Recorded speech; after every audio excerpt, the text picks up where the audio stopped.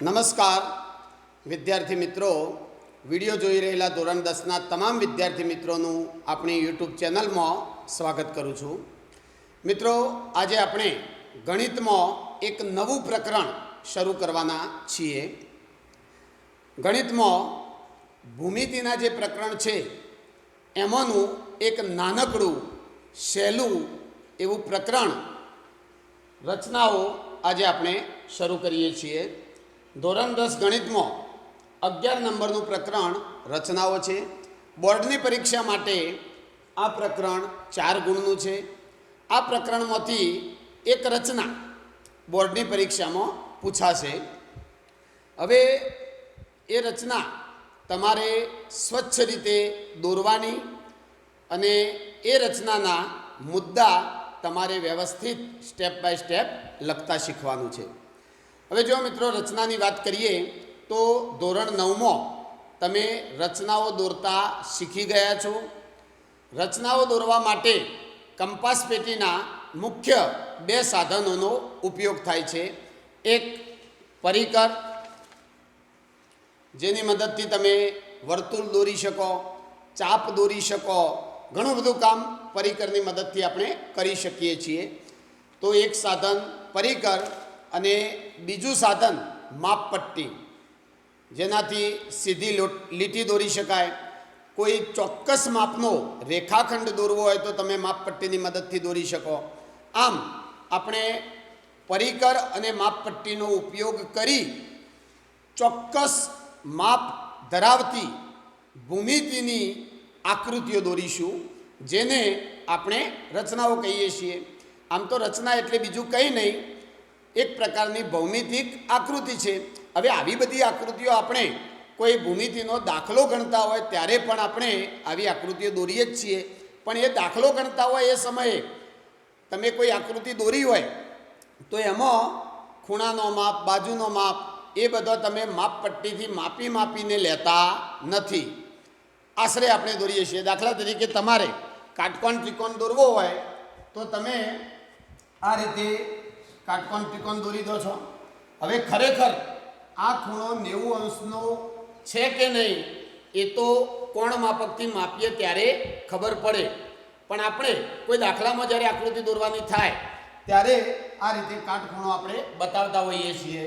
અને દાખલામાં જરૂર પણ હોતી નથી એક્ઝેક્ટ માપની. એટલે એ જે ભૌમિતિક આકૃતિ છે એ રચના કહેવાશે નહીં. એને આપણે સાદી ભૌમિતિક આકૃતિ કહીશું. જ્યારે રચના એટલે માપસરની, પ્રમાણસરની, રકમમાં કહ્યું હોય એવા માપ ધરાવતી ભૌમિતિક આકૃતિ. હવે આ રચનાની શરૂઆત ઘણા વર્ષો પહેલાં ભૂમિતિની અંદર થયેલી છે. ઈસવીસન પૂર્વે 300-350 વર્ષ પહેલાં એક યુક્લિડે નામનો મહાન ગણિતશાસ્ત્રી થઈ ગયો. યુક્લિડેનું નામ તમે સાંભળેલું છે. યુક્લિડે કે જેણે ભૂમિતિનું માળખું બનાવ્યું હતું. આ યુક્લિડેને તમે ક્યાંક ફોટામાં પણ જોયેલો છે. આ યુક્લિડે જેને ભૂમિતિનું માળખું બનાવ્યું હતું, આ યુક્લિડે ઈસવીસન પૂર્વે રચનાઓ દોરતો હતો. એટલે કે યુક્લિડે પોતાના જે શિષ્યો હતા એને કોઈ ખૂણાના 2 ભાગ કેવી રીતે કરવા, કોઈ ખૂણાના 3 ભાગ કેવી રીતે કરવા, કોઈ રેખાખંડ હોય એનું વિભાજન કેવી રીતે કરવું, આવા બધા કાર્યો માટે રચનાઓ દ્વારા પોતાના શિષ્યોને સમજાવતો હતો. અને અપૂર્ણાંક સંખ્યાઓનો ખ્યાલ પણ આ રીતે રચનાઓની મદદથી એ પોતાના શિષ્યોને આપતો હતો. તો રચનાઓ આમ ખૂબ સહેલું પ્રકરણ કહેવાય. એટલે બરાબર તમે ધ્યાન રાખશો અને ઘરે એકવાર બધી રચનાઓ સમજી અને દોરી દેશો તો રચનામાં તમને પૂરા 4 ગુણ મળી શકે છે. હવે રચનાઓ જ્યારે દોરતા હોય એટલે કેટલીક નાની નાની બાબતોનું ખાસ ધ્યાન રાખવું, જેથી પરીક્ષામાં માર્ક્સ કપાય નહીં. દાખલા તરીકે તમે માપપટ્ટીથી કોઈ સીધી લીટી દોરતા હોય તો સીધી લીટી દોરતા હોય ત્યારે બહુ ગૂંથવું નહીં, આ રીતે ગૂંથવું નહીં. એકદમ અણીદાર પેન્સિલથી એક જ વખતમાં માપપટ્ટી મૂકી અને સીધી લીટી દોરી દેવાની. પછી પરિકરથી જ્યારે તમે કોઈ ચાપ દોરતા હોય કે કોઈ વર્તુળ દોરતા હોય ત્યારે ખાસ આ રીતે વિદ્યાર્થીઓને ખરાબ ટેવ હોય છે કે આમ ગૂંટ્યા જતા હોય છે, અને આવું ગૂંટવામાં ડબલ લાઇનિંગ થઈ જાય, અને આવી રીતે ડબલ લાઇન થઈ જાય તો એ રચનામાં માર્ક્સ કપાઈ જતા હોય છે. એટલે રચનાઓ એકદમ સ્વચ્છ દોરવાની અને વ્યવસ્થિત અણીદાર પેન્સિલથી બધી રચનાઓ દોરવાની છે. હવે આ આખા પ્રકરણમાં આપણે 3 પ્રકારની રચનાઓ ભણવાના છીએ. તમે જોઈ શકો છો આ આખા પ્રકરણમાં 3 પ્રકારની રચનાઓ આપણે દોરીશું. જેમાં પહેલી રચના છે જે આજે શીખવાના છીએ, રેખાખંડનું વિભાજન. તમને કોઈ રેખાખંડ આપ્યો હોય અને એ રેખાખંડના ભાગ પાડવાના કહે, એટલે કે વિભાજન કરવાનું કહે, તો એ રેખાખંડના વિભાજનવાળી રચના પહેલા નંબરની છે. પછી રચના 2માં સમરૂપ ત્રિકોણ રચવાનું આવશે. તમને કોઈ ત્રિકોણ આપ્યો હોય એના જેવો સમરૂપ ત્રિકોણ તમારે બીજો બનાવવાનો. અને એમાં 2 પ્રકારની રચનાઓ છે. સમરૂપ ત્રિકોણ રચવામાં પહેલી એક રચના છે કે સ્કેલ માપન 1 થી ઓછું હોય એવો સમરૂપ ત્રિકોણ રચવો, અને બીજી છે સ્કેલ માપન 1 થી વધુ હોય એવો ત્રિકોણ રચવો. આપણે રચના 2 શરૂ કરીશું એટલે આ સ્કેલ માપન શું છે એની સમજ આપીશું. ત્યારબાદ રચના 3 જેમાં વર્તુળને સ્પર્શકો દોરવાના. તમને કોઈ વર્તુળ આપ્યું હોય અને એ વર્તુળની બહારનું કે અંદરનું કોઈ બિંદુ હોય તો એ વર્તુળના બહારના બિંદુમાંથી તમારે વર્તુળને સ્પર્શકો દોરવાના. હવે આજે આપણે પ્રથમ રચના રેખાખંડનું વિભાજન એ રચનાનો અભ્યાસ કરીએ. હવે જો મિત્રો, તમે આ વિડીયો જોતા હોય ત્યારે એકવાર આખો વિડીયો બરાબર જોઈ લેવાનો. કઈ રીતે રચના દોરાય છે એની આખી પદ્ધતિ મગજમાં ઉતારવાની, શીખવાની, અને ત્યારબાદ નોટ પેન લઈ, પરિકર, પેન્સિલ, માપપટ્ટી બધું લઈ અને સ્ટેપ બાય સ્ટેપ વિડીયો જોતા સાથે સાથે રચના દોરવાની. અને આ રીતે કરશો તો તમને 100% આખી રચના દોરતો આવડી જશે. અને રચના દોરતા આવડી જાય પછી એ રચનાના મુદ્દા લખવા બહુ સહેલા છે. તમે જે કામ સ્ટેપ બાય સ્ટેપ દોરવાનું કર્યું એ જ કામને સ્ટેપ બાય સ્ટેપ શબ્દોમાં રજૂ કરવાનું છે. તમે જે કામ કર્યું એને તમે શબ્દોમાં રજૂ કરો એ રચનાના મુદ્દા થયા કહેવાય. એટલે રચના દોરવી મહત્ત્વની છે, ત્યારબાદ એના મુદ્દા લખવા સહેલા છે. ચલો આપણે પહેલી રચના જોઈએ, રેખાખંડનું વિભાજન. હવે જુઓ, તમને કોઈ રેખાખંડ આપેલો હોય કોઈ ચોક્કસ માપનો, તો તમે એ રેખાખંડનું કહ્યું હોય એ પ્રમાણે વિભાજન કરી શકો છો.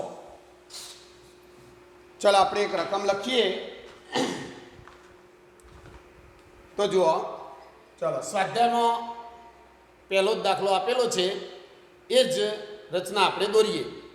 રેખાખંડના વિભાજનવાળી જેટલી પણ રચનાઓ હોય એ બધી રચના 1 ગણાશે. ઉદાહરણમાં આપ્યું હોય, સ્વાધ્યાયમાં આપ્યું હોય, પણ જો રેખાખંડનું વિભાજન કરવાનું હોય એ રચનાને આપણે પ્રથમ રચના તરીકે ઓળખીશું. તો આપણી રકમ છે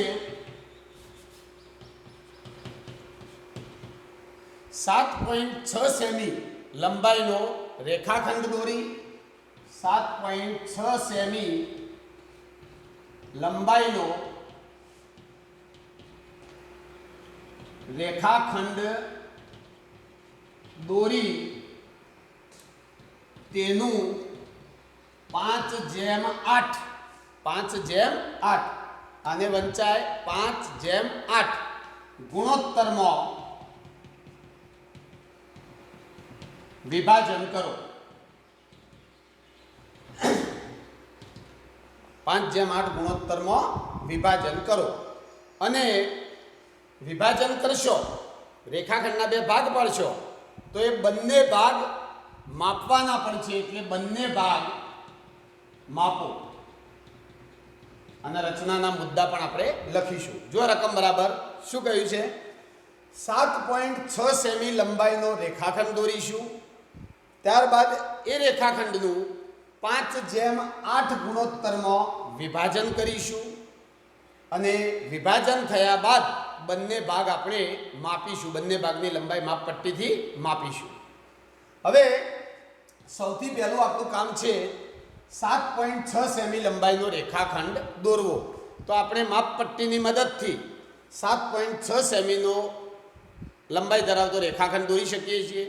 હવે જુઓ, ઘણા વિદ્યાર્થી મિત્રો માપપટ્ટીથી 7.6 સેમી લંબાઈનો રેખાખંડ માપવામાં પણ ભૂલ કરે છે. તો ખાસ એમને કહી દઉં કે તમારી જે માપપટ્ટી હોય, તમારી માપપટ્ટીમાં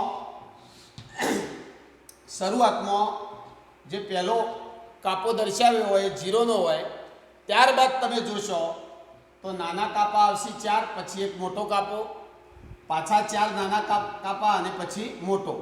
એટલે આ 1 સેન્ટીમીટર થયું કહેવાય. 0 પછી 1 એટલે આ 1 સેન્ટીમીટર થયું.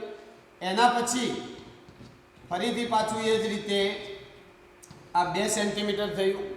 એટલે તમને જે માપ કહ્યું હોય એ માપનો રેખાખંડ દોરવાની શરૂઆત કરો તો અહીંથી કરવાનું. અહીંથી ધારો કે 2 સેન્ટીમીટર લંબાઈનો રેખાખંડ દોરવો હોય તો અહીંથી અહીંયા સુધી દોરવાનું.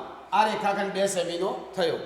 જો તમે માપપટ્ટીની શરૂઆત થાય ત્યાંથી દોરશો તો આટલો ભાગ વધુ દોરાઈ જશે.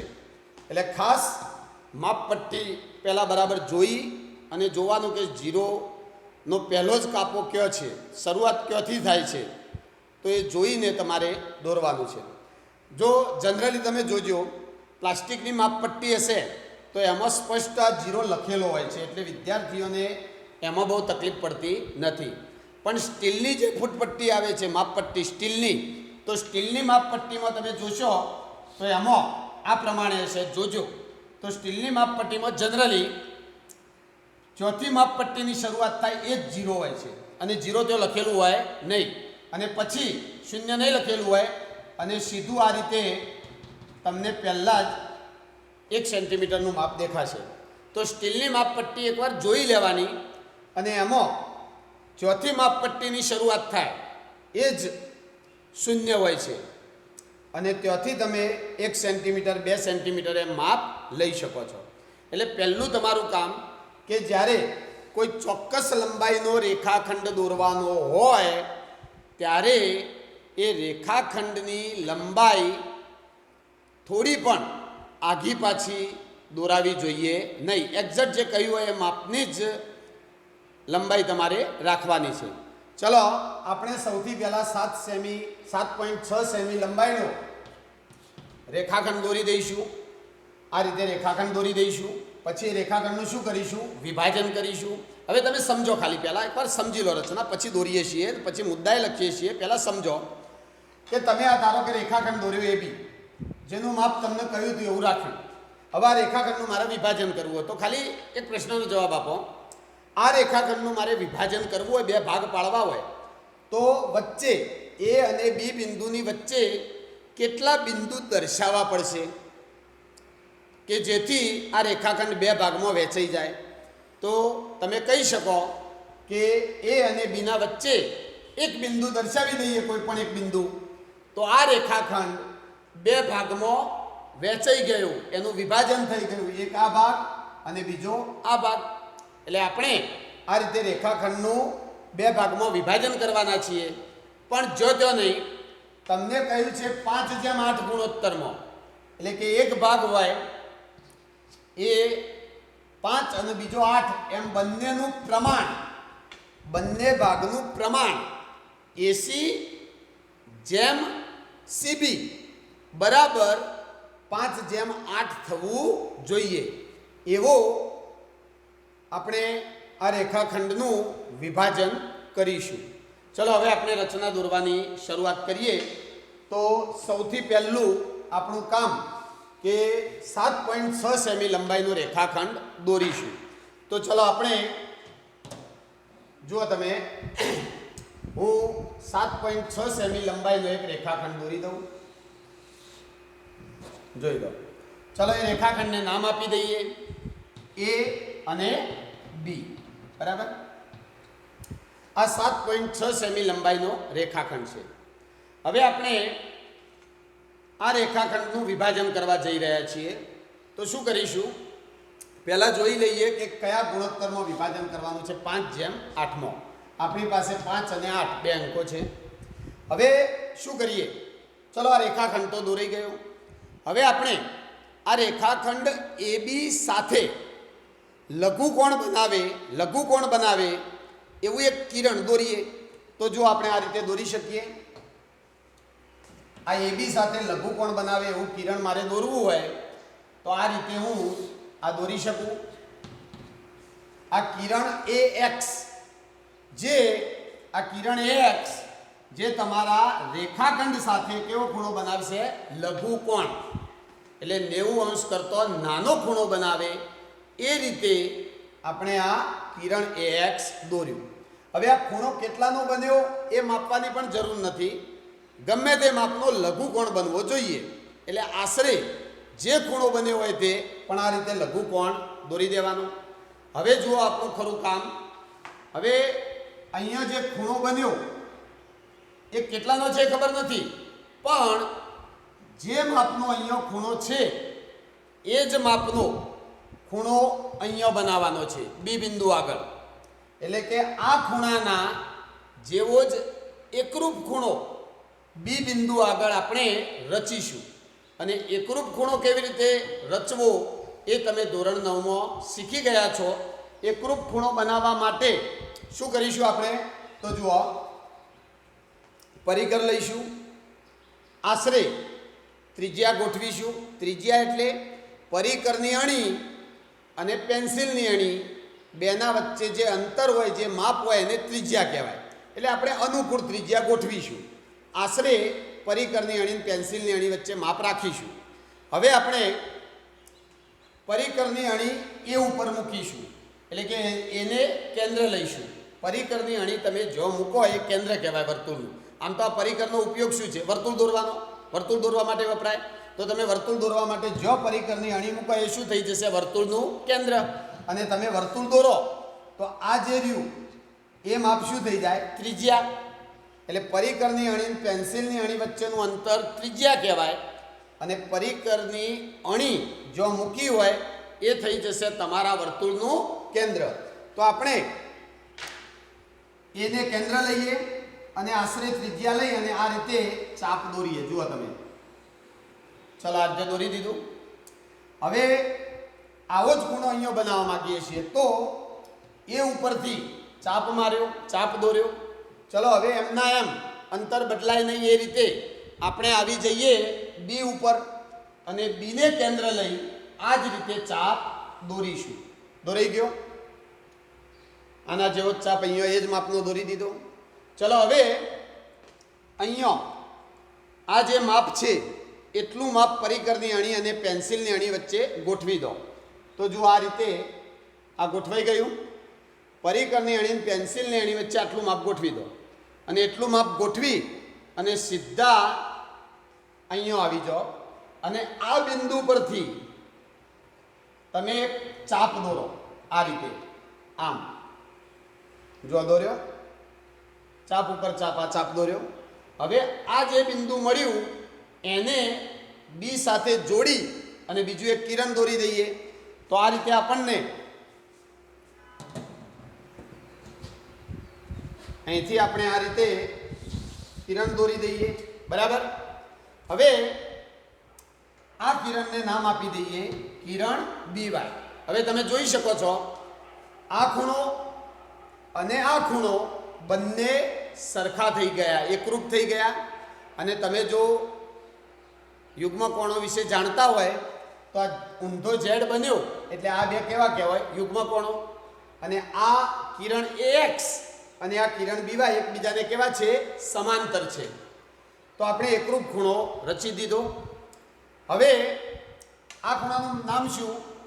આ ખૂણાનું નામ થશે ખૂણો એક્સ એ બી. આને શું કહેવાય? ખૂણો એક્સ એ બી. અને આ ખૂણાને શું કહેવાય છે? એ બી વાય અથવા તો વાય બી એ. બરાબર. આ નામ એટલા માટે તમને કહું છું કે રચનાના મુદ્દા લખીશું ત્યારે ખૂણાના નામ લખવા પડશે.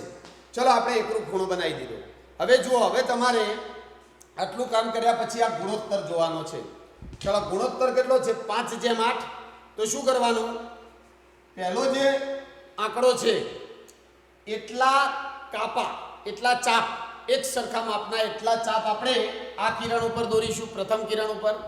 અને બીજો જે આંકડો છે એટલા કાપા, એટલા ચાપ બીજા કિરણ ઉપર દોરીશું.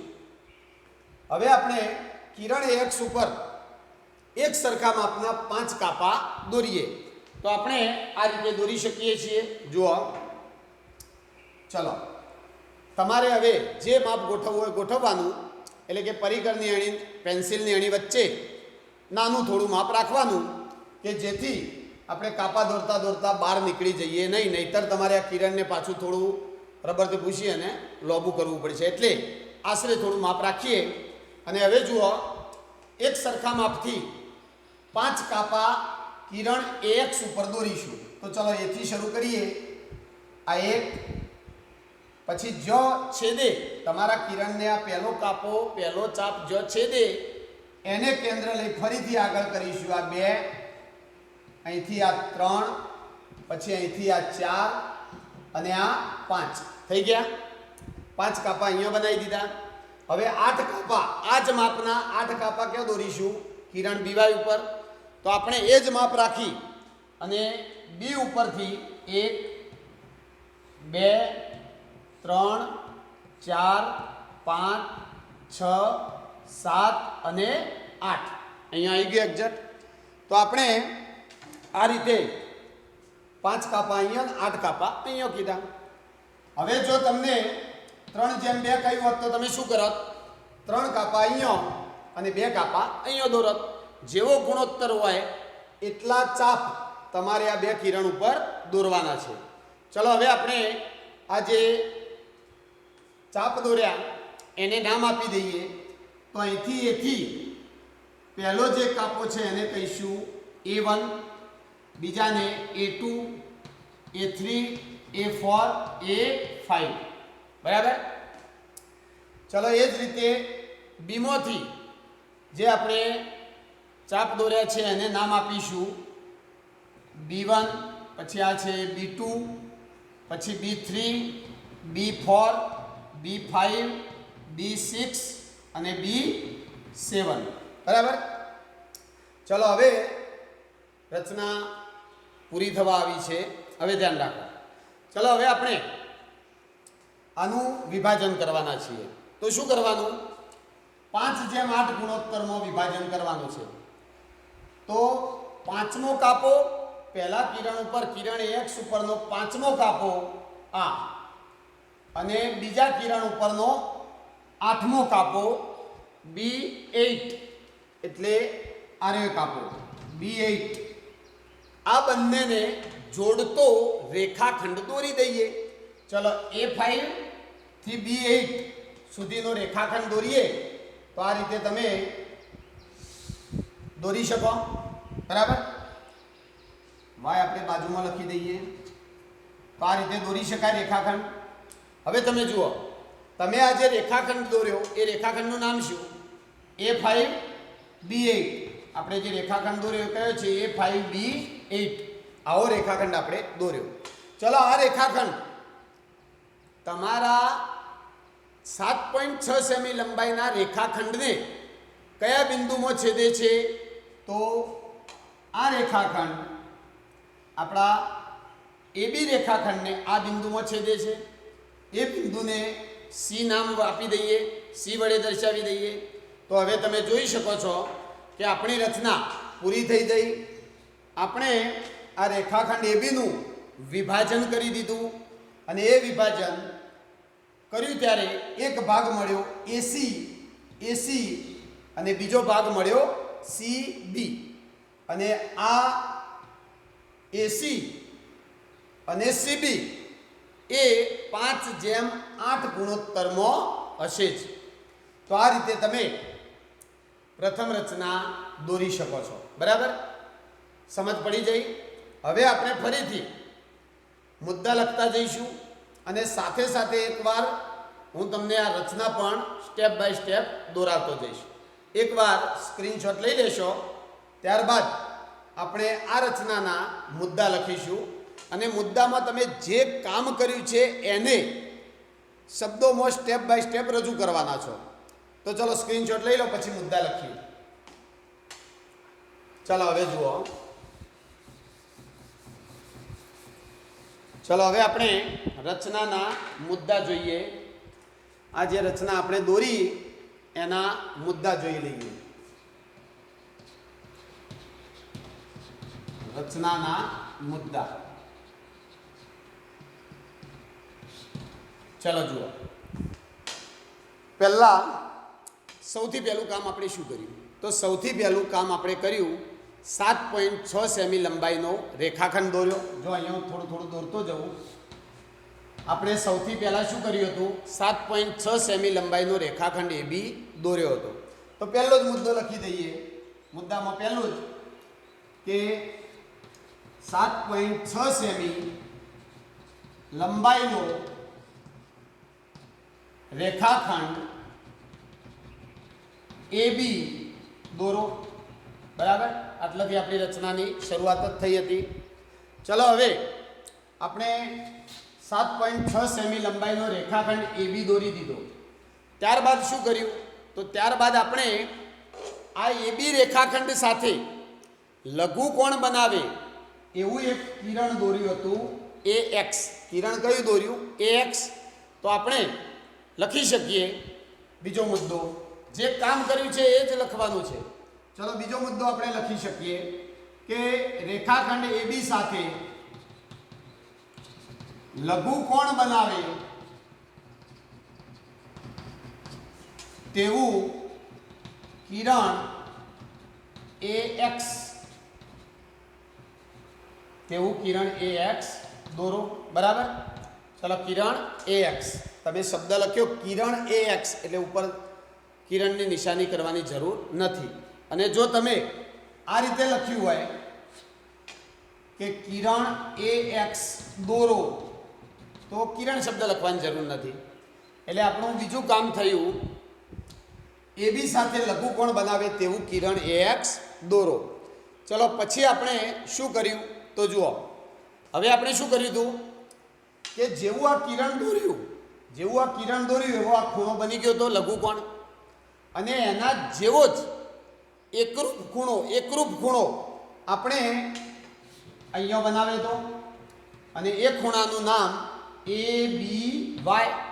બરાબર, તો હવે આપણે શું કર્યું કે XAB, કયો ખૂણો? XAB, અથવા એને તમે આ ખૂણાને શું કહી શકો? BAX.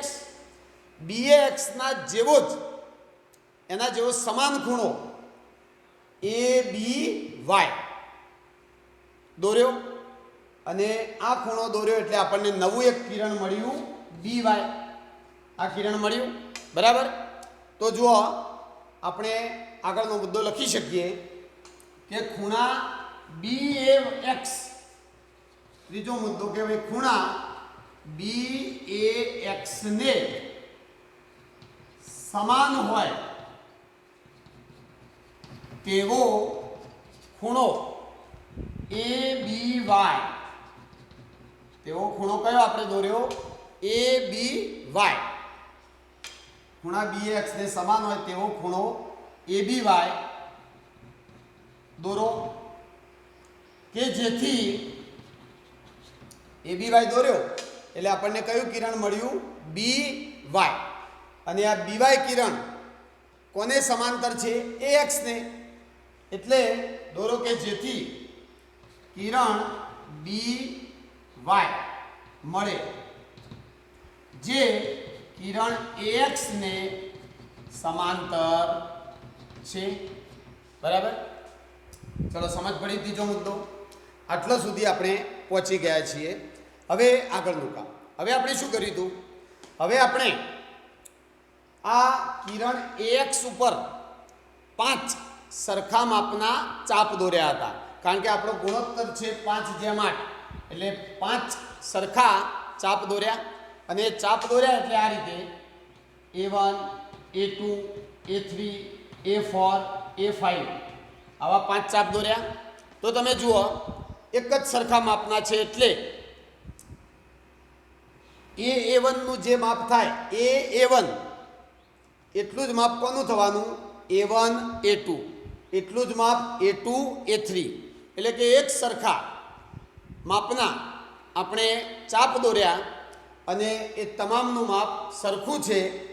અને આવા ચાપ દોર્યા એટલે આપણને નવા બિંદુ મળ્યા A1, A2, A3, A4, A5. 5 ચાપ દોર્યા તો 5 બિંદુ મળ્યા. તો તમે લખી શકો ચોથો મુદ્દો કે A1 એના જેટલા જ માપનું A1, A2, A2, A3 બરાબર A3, A4,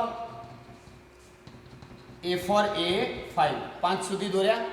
આપણને 5 ટુકડા મળી ગયા. A1 આ પહેલો ટુકડો, પછી A1, A2, A2, A3 એ રીતે છેલ્લો A4, A5 મળી ગયા. તો આવા સરખા માપ થાય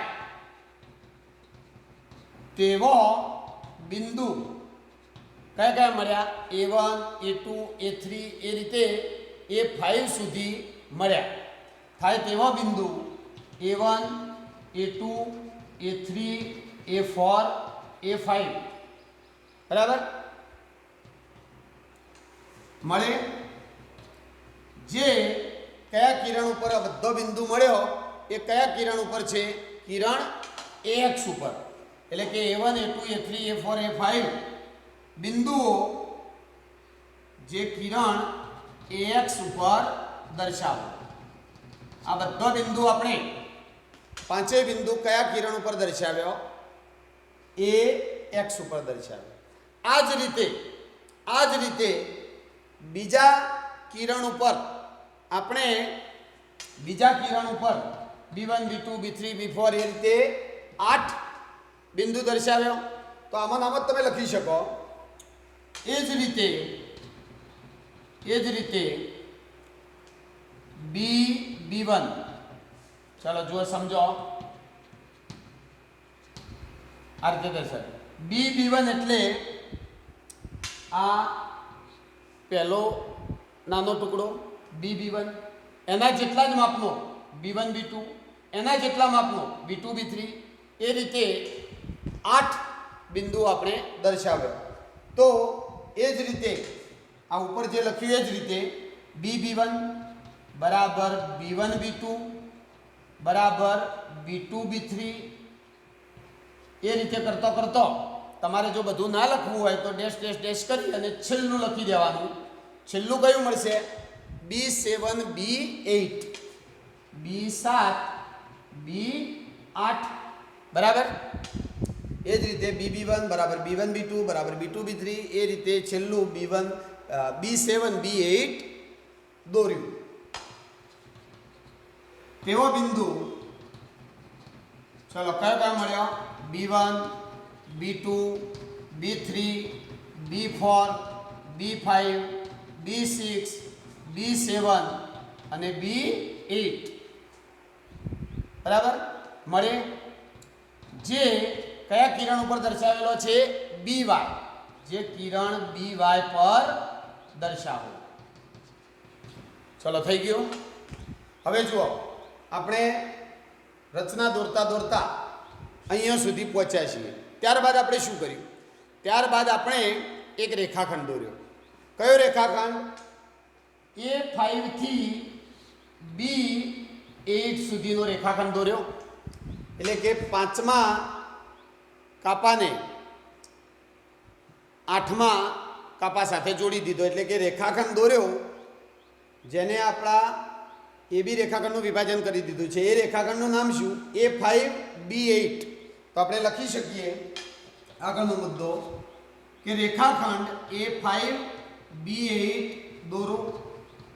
બરાબર. ચલો આ રેખાખંડ દોર્યો. એ રેખાખંડ આપણા મુખ્ય રેખાખંડને 7.6 સેમી લંબાઈના રેખાખંડને કયા બિંદુમાં છેદે છે? સી બિંદુમાં છેદે છે.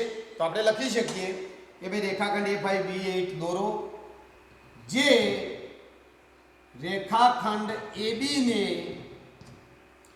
છેદે ત્યાં સી બિંદુ દર્શાવો. આ રેખાખંડ AB ને જો છેદે તો કયું બિંદુ દર્શાવો? સી બિંદુ દર્શાવો.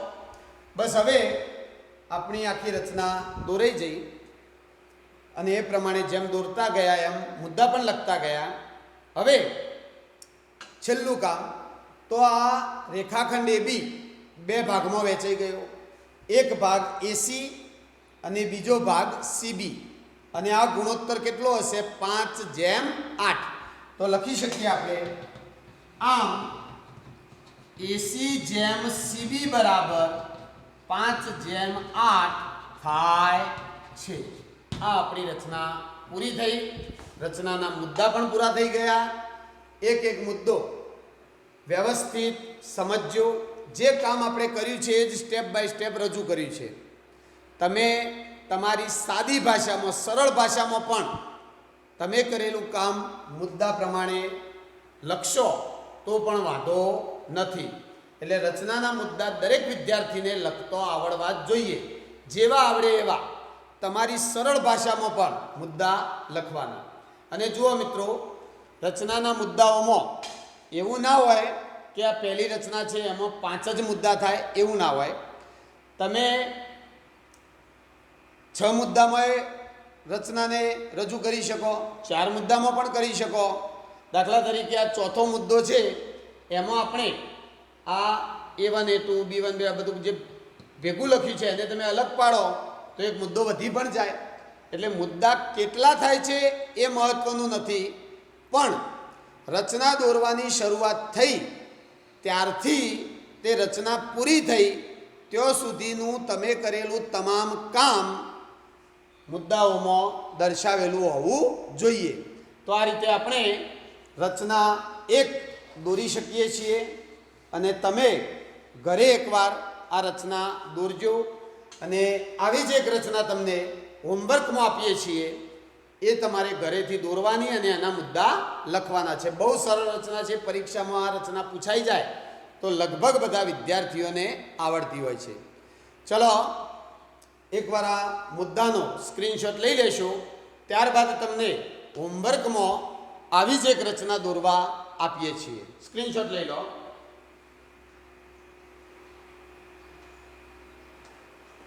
ચાલો મિત્રો જુઓ. હા, હવે તમને હોમવર્કમાં એક કામ આપીએ કે તમે જે આ રચના દોરી, પહેલી રચના 7.6 સેમી લંબાઈના રેખાખંડવાળી, એ રચના દોર્યા બાદ જે બે ભાગ મળ્યા AC અને CB, એનો ગુણોત્તર તો 5:8 થશે જ, પણ AC અને CB ની લંબાઈ કેટલી છે એ પણ તમે માપજો, માપપટ્ટીથી માપજો અને મને વિડીયો જોવો એટલે કોમેન્ટમાં અથવા વોટ્સઅપથી આ બે માપ જણાવશો, જેથી તમારી રચના ખરેખર પ્રમાણસરની સાચી દોરાઈ છે કે નહીં એનો ખ્યાલ આવી જશે. એટલે તમારે આ બે ભાગ માપવાના પણ છે. અને જો રકમમાં કહ્યું હોય કે ભાઈ બંને ભાગ માપો, તો તમારે રચનાના મુદ્દા લખ્યા પછી એક સ્ટેપ હજુ લખી દેવાનું કે AC બરાબર જે માપ મળ્યું હોય તે તમે માપશો, એટલે જે માપ મળે તે, અને CB બરાબર જે મળે તે. એટલે આ બંને ભાગ માપપટ્ટીથી માપી અને એ પણ તમારે કહ્યું હોય તો માપપટ્ટીથી માપીને દર્શાવવા પડશે. બરાબર? એટલે તમે માપી અને એનો માપ લખી દેજો. ચલો હવે હોમવર્કમાં તમને એક રચના આપીએ આવી જ.